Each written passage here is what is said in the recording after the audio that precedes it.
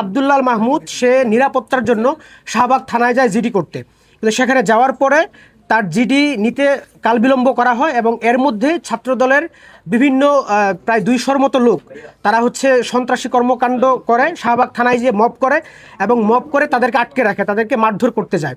ঠিক সেই সময় তাদেরকে বাঁচানোর জন্য ডাকসুর প্রতিনিধি 2-3 জন প্রতিনিধি যায় এবং সেখানে তাদেরকে বেধড়ক মারধর করা হয়। এই ঘটনাকে কেন্দ্র করে আমরা দেখেছি ওখানে স্পষ্ট ভিডিও ফুটেজ ছিল, কারা কারা এই হামলার সাথে জড়িত একেবারে স্পষ্ট তথ্য প্রমাণ আছে।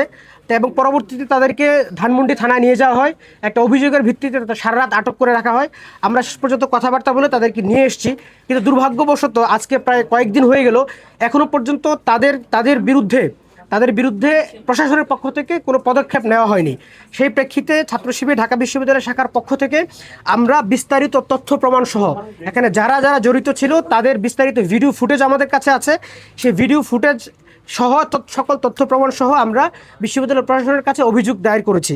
আমাদের যে স্পষ্ট দাবি, সেই দাবিগুলোর মধ্যে 1 নম্বর দাবি হচ্ছে উক্ত হামলার ঘটনা সুষ্ঠু ও নিরপেক্ষ তদন্ত করতে হবে। পাঞ্জাবের জগতে একটি বিশ্বস্ত নাম শাবাব এথনিক ওয়্যার। দ্বিতীয়ত, সিসিটিভি ফুটেজ পর্যালোচনা করে চিহ্নিত হামলাকারীদের বিরুদ্ধে কঠোর একাডেমিক এবং প্রশাসনিক দৃষ্টান্তমূলক শাস্তির ব্যবস্থা করতে হবে। ক্যাম্পাসে সকল শিক্ষার্থীদের নিরাপত্তা নিশ্চিত এবং বিচারহীনতা সংস্কৃতি বন্ধ করতে হবে।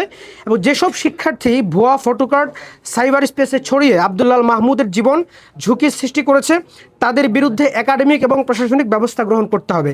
এই দাবিগুলো নিয়ে আমরা বিশ্ববিদ্যালয় প্রশাসনের কাছে অভিযোগ জানিয়েছি এবং আমরা প্রত্যাশা করছি বিশ্ববিদ্যালয় প্রশাসন দ্রুত সময়ের মধ্যে এর বিরুদ্ধে পদক্ষেপ নেবে। কিন্তু একটা সবচেয়ে দুঃখের বিষয় যেটা, যে ঢাকা বিশ্ববিদ্যালয়ের মতো এমন গুরুত্বপূর্ণ জায়গায় ডাকসুর নির্বাচিত প্রতিনিধি যারা, তাদের গায়ে স্পষ্ট হাত তুলেছে, বেধড়ক মারধর করেছে এবং সাংবাদিক সমিতির সাংবাদিক যারা আছে, যারা এই সমাজের দর্পণ হিসেবে আমরা জানি, সেই সাংবাদিকদের গায়ে হাত তুলেছে এবং এটাকে তারা গর্বের সাথে প্রচার করছে। এটা প্রচণ্ড অ্যালার্মিং বিষয়। যদি এর বিরুদ্ধে যথাযথ পদক্ষেপ নেওয়া না হয় তাহলে এটা সামগ্রিকভাবে পুরো শিক্ষা ব্যবস্থা, সকল শিক্ষার্থীদের জন্য ভয়ঙ্কর নিরাপত্তার হুমকি। আমরা প্রত্যাশা করছি দ্রুত সময়ের মধ্যে বিশ্ববিদ্যালয় প্রশাসন এটা নিয়ে গুরুত্বপূর্ণ পদক্ষেপ নেবে।